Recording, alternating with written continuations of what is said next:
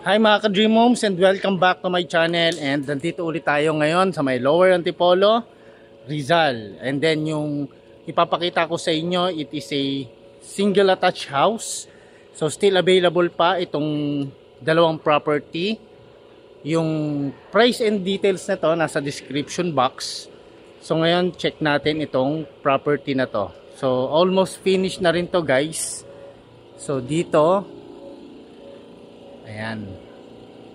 So napaka-modern ng facade ng property, ng house. So check tayo dito guys. Ito may gate na siya, no? And then ito yung malapit ng matapos. Itong property na to. So maraming mga gamit, pagpasensyahan nyo na. So ito yung mga, dati kasi yung binidyohan ko to. So, wala pa siyang hitsura. So, ngayon, ito, meron na ngayon. And then, ito, may mga ikinabit na may mga Hans lighting. So, yan.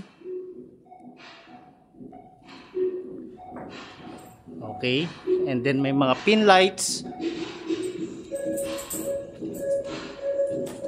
So, pasok tayo sa may loob. So, ito guys, oh, meron na siyang spotlight dyan. May mga pin lights na rin.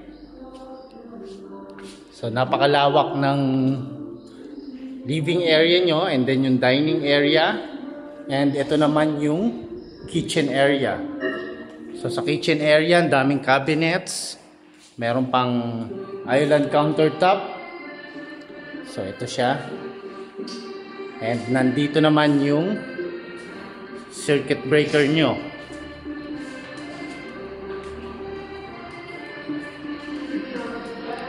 So yan. So nandito naman yung space para sa may 2-door fridge nyo. Ayan, double sink.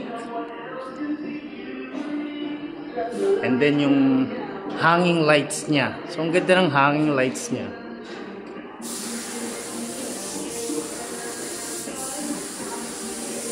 And then, ito yung dirty kitchen. So, may mga kalat pa guys.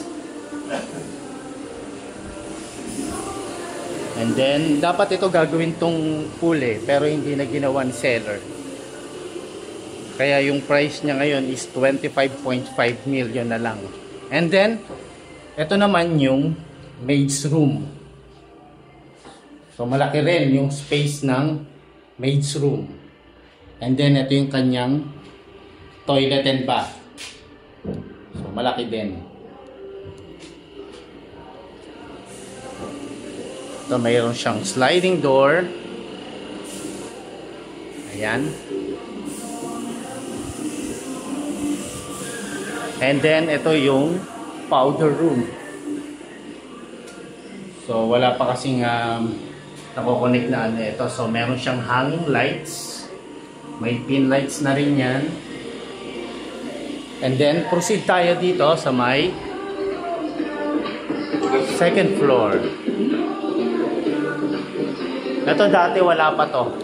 Chandelier. So ngayon, nilagay na ni seller.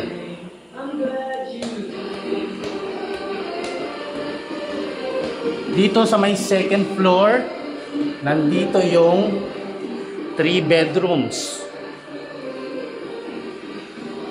So yan, may mga hanging lights na rin.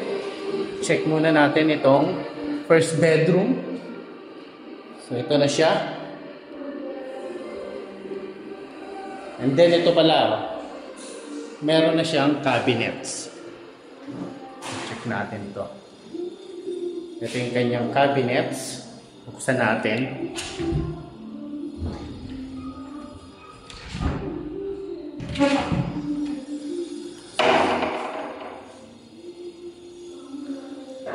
Okay. And then, sa may first bedroom, meron din siyang sariling toilet and bath. So, ang ganda ng sink niya rito. And then, meron na rin siyang hanging lights. Okay. Next, second bedroom. So this is your second bedroom. And then meron din siyang sariling toilet and bath. Dito iba naman yung color. Black naman. And then meron siyang mirror. So yan. And then ito yung kanyang cabinet. Second bedroom. Alright. And proceed tayo dito sa may master. Ito yung master bedroom. And then, ito yung kanyang master toilet and bath. Shower space.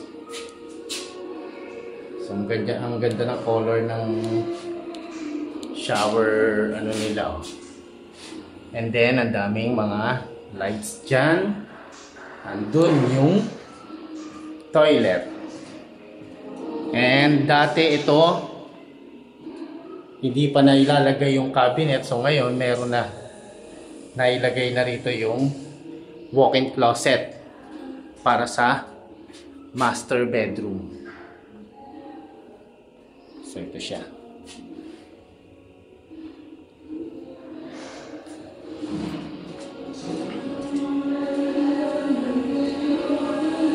So yan, may sliding door.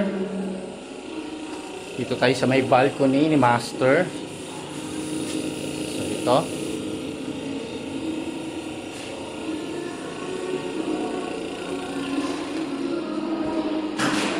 Ayan. Naka-ready na yung mga sockets. So yan, ikakabit na rin yung mga pin lights. So yun. So dito naman ilalagay yung split type of aircon.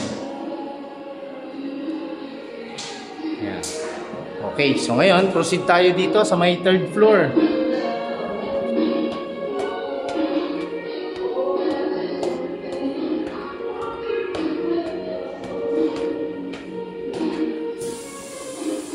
So, nandito na tayo ngayon sa may third floor.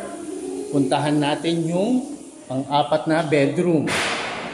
So, yung bedroom din dito, meron din siyang sariling toilet and bath. So, ito yan. And then, nakabit na rin dito yung cabinets. So, ito siya. Alright. And, proceed tayo dito sa may last bedroom. So, yan. And then, meron na rin siyang cabinets dyan. And meron din siyang sariling toilet and bath.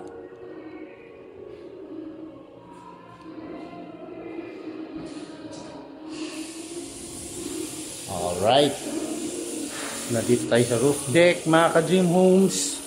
So yung mga ka-Dream Homes, kung gusto nyo makita ito ng actual, pwede tayong mag-set ng schedule for site viewing.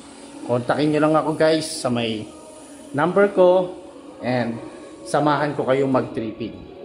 Again, this is your Dream Home Buddy, Marvin Marquez. Magkita-kita tayo muli sa aking susunod na house tour. God bless and bye-bye!